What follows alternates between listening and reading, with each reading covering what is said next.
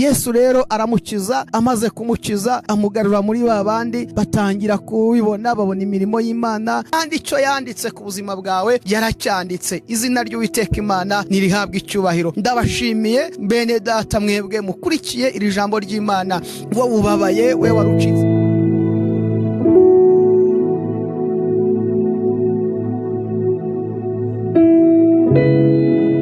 Yesu ashimwe. Ndabashuhuje mu izina rya Yesu Kristo, bifuriza umugisha w'Imana. Ndabashuhuje kuri channel Ijambo ry'Imana TV, handi tuganira ijambo ry'Imana, hahandi mubona indirimbo z'amakorari atandukanye. Nongeye kugaruka rero kuri uyu munsi kugira ngo tuganire ijambo ry'Imana, kandi mboneraho no kubifuriza umunsi mwiza. Imana ikomeze kudushyigikira no kubana natwe. Tugiye kuganira rero ijambo ry'Imana dusanga mu butumwa bwiza bwa Yesu Kristo uko bwanditswe na Mariko. Ni ijambo ry'Imana dusanga mu bice 7 duhereye ku murongo wa 31. Tuyoganira ijambo ry'Imana, nawe unkurikiye uneza amatwi unandeba kuri channel, fata Bibiliya dusome ijambo ry'Imana. Gusenga ni byiza, kandi gusoma ijambo ry'Imana nabyo ni iby'umumaro, kuko ijambo ry'Imana ridusubizamo imbaraga, kandi ijambo ry'Imana ridusubizamwo ibihe byiza. We warucitse intege, we warusubiye inyuma, ijambo ry'Imana rikongera rikagushyiramo izindi mbaraga. Imana itugirire neza. Dusome ijambo ry'Imana rero dusanga mu butumwa bwiza bwa Yesu Kristo bwanditswe na Mariko, ibice 7 mirongo 31. Dukomeze. Haravuze ngo Yesu akiza igipfamatwi kandi kidedemanga. 31 akavuga ngo ava mu gihugu cy'Itiro anyura i Sidoni agera ku nyanja y'i Galilaya, anyuze hagati y'i Dekapoli. Bamuzanira igipfamatwi kandi kidedemanga, baramwinginga ngo agishyireho ikiganza. Agikura mu bantu, arakihererana, agishyira intoki mu matwi, acira amacandwe, agikora ku rurimi. Arararama areba mu ijuru, asuhuza umutima, arakibwira ati Efata, bisobanurwa ngo zibuka. Amatwi ye arazibuka, intananyarurimi rwe irahambuka, avuga neza. Arabihanangiriza ngo batagire uwo babibwira. Ariko uko yarushagaho kubihanangiriza, ni nako barushagaho kumwamamaza rwose. Nimwakire neza ijambo ry'Imana. Iri jambo ry'Imana dusomye ni uburyo Yesu yakijije igipfamatwi kandi kidedemanga. Ariko ngo abantu bari benshi bazana uyu muntu wari ufite ikibazo, wari urwaye, ngo babwira Yesu ngo ngaho murambikeho ikiganza. Ariko Yesu ntabwo ajya akora nk'uko abantu bashaka, ntabwo ajya akora abwirijwe n'abantu. Ngo Yesu arabyanga, ahubwo afata icyo gipfamatwi ngo arakihererana, agikura mu bantu, arakihererana, agishyira ku ruhande. Ngo arangije ngo acira amacandwe, akora ku ntananyarurimi rwe, ngo akoraniza n'intoki mu matwi. Arangije akibwira ngo Efata, bisobanurwa ngo zibuka. Uwo mwanya ahita azibuka, atangira kumva, atangira kuvuga neza. Imana ishimwe cyane. Ndagira ngo mbabwire muri iri jambo icyo Imana ishatse kuvugana nawe. Hari igihe wiringira abantu, hari igihe wiringira abakomeye, hari igihe wiringira imiryango, ariko aho uteze amakiriro, aho uteze inkunga, hari igihe Yesu abiburizamwo kugira ngo Yesu azakore ibye, kugira ngo izina ry'Uwiteka Imana rihabwe icyubahiro. Imana ishimwe cyane. Hari igihe ushobora kwizera abantu ngo bazagushakira akazi, ariko ibyo wiringiye Yesu ntabijyemo, Yesu akabitesha agaciro. Waba uhanze amaso abantu, Yesu akabitesha agaciro. Waba uhanze amaso abakomeye, Yesu akabitesha agaciro, kugira ngo Yesu azakore igitangaza cye, ahubwo imirimo ye yerekanirwe muri abo bose, kugira ngo imirimo ye yamamare hose. Imana ishimwe cyane. Haleluya. Yesu rero aritegereza, areba mu mitima y'aba bantu, areba mu mitima y'aba bamubwiye ngo murambikeho ikiganza. Birashoboka ko yarebye akabona ntabwo ari impuhwe, ntabwo ari urukundo, ntabwo ari impuhwe bamufitiye, ahubwo abona hari namara kubikora nakira bari bugende bamubwira ngo nitwe twabigizemo uruhare, nitwe twakuvuganiye, nitwe iyo utatugira ntabwo uba wakize, iyo tutakuvugira ntabwo uba wakize, iyo tutakwingingira ntabwo uba wakize. Yesu arabyitegereza, abona naramuka abikoze uyu murwayi agakira,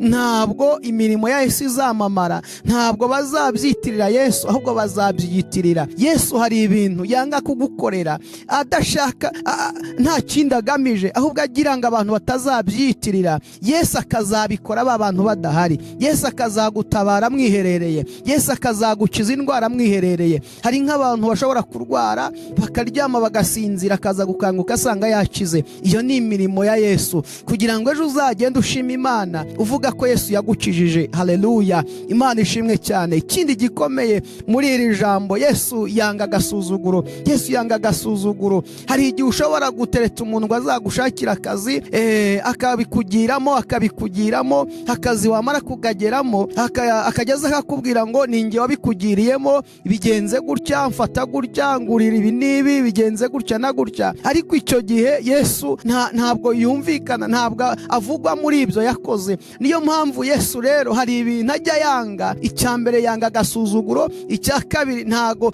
ashaka ibintu abantu biyitirira, ahubwo ashaka ibintu bizamwitirirwa. Imana nihimbazwe. Yesu rero ngo baramubwira ngo murambikeho ikiganza. Yesu amukura mu bantu, aramwihererana, amukiza batareba, amukiza badahari. Izina ry'Uwiteka Imana nirihimbazwe. Haleluya. Arangije ikinagira mbabwire muri iri jambo, Yesu ikintu yanga, yanga abantu baziyemera, ngo bavuge ngo nitwe twabikoze, ngo bavuge ngo nitwe twabigizemo uruhare. Yesu yanga agasuzuguro. Bisubiremo, Yesu yanga agasuzuguro. Icyo ashaka ni uko ibintu bye byose bizamwitirirwa. Imana yo mu ijuru nihabwa icyubahiro. Yesu rero aramukiza. Amaze kumukiza amugarura muri ba bandi batangira kubibona, babona imirimo y'Imana, babona yakize, babona yabaye muzima, baravuga ngo Yesu ngo abikoze neza. Yesu ibintu bye byose abikora neza. Turashimira Imana ko Imana ijya iducyahira, ko Imana ijya yanga agasuzuguro. Imana ijya iturinda ibyo byose bigira ngo izina ry'Uwiteka Imana risuzugurwe. Ariko turashimira Imana, turashimira Yesu ugira neza, turashimira Yesu udukura mu bantu akatwihererana, agakora imirimo, agahindura amateka, agahindura ubuzima.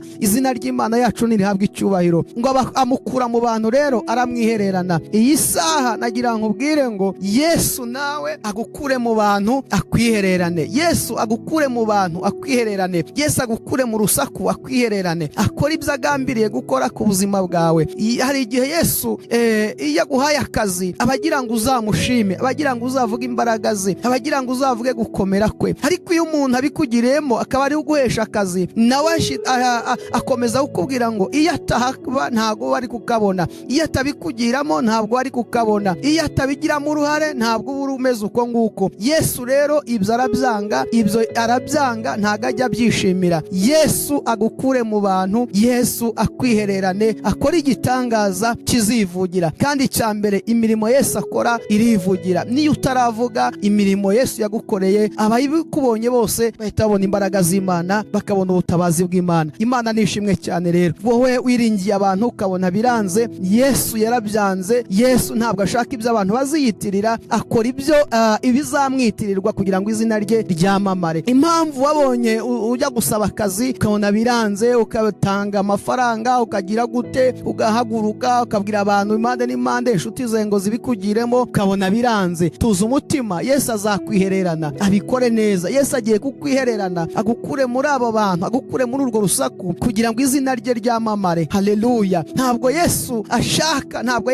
ibyo abantu bazitirirwa, ahubwo ashaka kuzagukorera ibyo uzajya uvuga ukavuga ngo Yesu namubonye imiryango yagiye, mubona abavandimwe bamvuyeho, mubona inshuti zagiye, sigarana nawe wenyine, bona imbaraga z'Imana. Ndashimira Imana yo mu ijuru rero itagikora nk'uko abantu bakora. Ndashimira Imana yo mu ijuru ijya ibigenza neza, ikitegereza, ikabona mu mitima y'abantu, ikareba uko abantu bagambiriye, ikareba abantu bajya bavuga ngo nibo batubeshejeho, nibo badutunze, tutabafite twapfa, tutabafite twaseba, tutabafite ntaho twakwigeza, tutabafite nta terambere, tutabafite mbese tuzapfa nabi. Ariko Yesu umufite abafite byose. Imana nihimbazwe rero. Imana ishimwe cyane. Ndagira ngo bene data iri jambo uryumve kandi uryiteho cyane. Yesu agukure mu bantu, Yesu agukure mu bantu maze mu igihe, Yesu agukure mu rusaku maze mu igihe, Yesu agukure mu bakubeshya, Yesu agukure mu bantu bakubwira ko bakwishimiye, Yesu agukure mu bantu bakubwira yuko muri kumwe kandi bakubeshya. Icyambere, hari ijambo ry'Imana rivuga ngo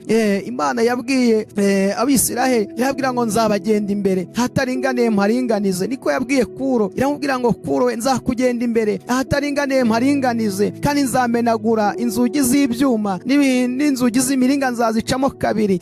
Imana ikomeza kuvugana nawe, aramubwira ngo Kuro, nzakugenda imbere ahataringaniye mparinganize, nzamenagura ibindizo by'ibyuma ndetse n'inzugi z'imiringa nzazicamo kabiri. Turashimira Imana ko ijya itugenda imbere ikagenda ikuraho imitego yose, ariko abantu bo batujya inyuma. Kandi umuntu ukuri inyuma, iyo ugeze mu kibazo we asubira inyuma, kandi iyo umuntu akuri inyuma, iyo uguye mu rwobo we yishimira kuhita agufotora, wahita agufotora kugira ngo atange amakuru y'ibyakubayeho. Dushimira Imana itugenda imbere ikagenda ikuraho ibyo byose, ikagenda ikuraho ya marozi, ikagenda ikuraho ya mitego, ikagenda ikuraho bya bindi byose baba baduteze. Imana itugenda imbere ikagenda ibitesha agaciro. Turashimira Imana ibana natwe umunsi ku munsi. Turashimira Imana igenda itwitaho ikagenda iturengera. Haleluya. Paulo yandikira Abefeso mu bice 3:20 andika aravuga ngo ibasha gukora cyane ibiruta ibyo dusaba n'ibyo twibwira, ngo nk'uko imbaraga zayo ziri zidukoreramo. Icyambere, gwiza imbaraga z'Imana muri wowe kandi wizere Imana, uyihanga amaso, wirinde guhanga amaso abantu kuko abantu barahinduka. Irinde guhanga amaso ku miryango kuko imiryango irahinduka. Irinde guhanga amaso ku bakomeye kuko abakomeye bajya baguhinduka. Ariko icyambere uhanze amaso Uwiteka arakurwanirira, Uwiteka akakurengera, Uwiteka akakwitaho, Uwiteka akavugana nawe akaguhumuriza. Imana yo mu ijuru nihabwa icyubahiro. Nshuti bene data bakurikiye iri jambo ry'Imana, nagira mbabwire ngo imitima yanyu nituze, imitima yanyu nigaruke, imitima yanyu nihumure ko Yesu arabazi kandi Yesu azabatabara, Yesu azabagirira neza. Nubwo ubona ugoswe n'abantu, nubwo ubona ugoswe n'inshuti zikuryarya, nubwo ubona ugoswe n'amagambo, nubwo ubona ugoswe n'urusaku rwinshi, ariko Yesu aje kugukura muri abo. Yesu aje kukwihererana, akora igitangaza batareba, ahubwo ugaruke bakireba. Hari igitangaza kivugira, hari imirimo Imana ikora ikivugira. Na cya gihe uri mu rusengero wakwandika agapapuro basoma izina rya yuko ugiye gushima Imana, ugihaguruka gusa amashyi bagatangira kuyakoma bataramenya n'icyo uvuga, ariko bitewe n'uko hari ibyo Imana yakoze byivugira. Hari imirimo yivugira wowe utaranavuga, hari imirimo Imana ikora ikivugira mbere y'uko uvuga. Turashimira Imana ishobora byose. Haleluya. Turashimira Imana ko ishobora byose, nta kirogoye umugambi wayo, kandi icyo yanditse ku buzima bwawe yaracyanditse. Izina ry'Uwiteka Imana nirihabwa icyubahiro. Ndabashimiye bene data mwebwe mukurikiye iri jambo ry'Imana.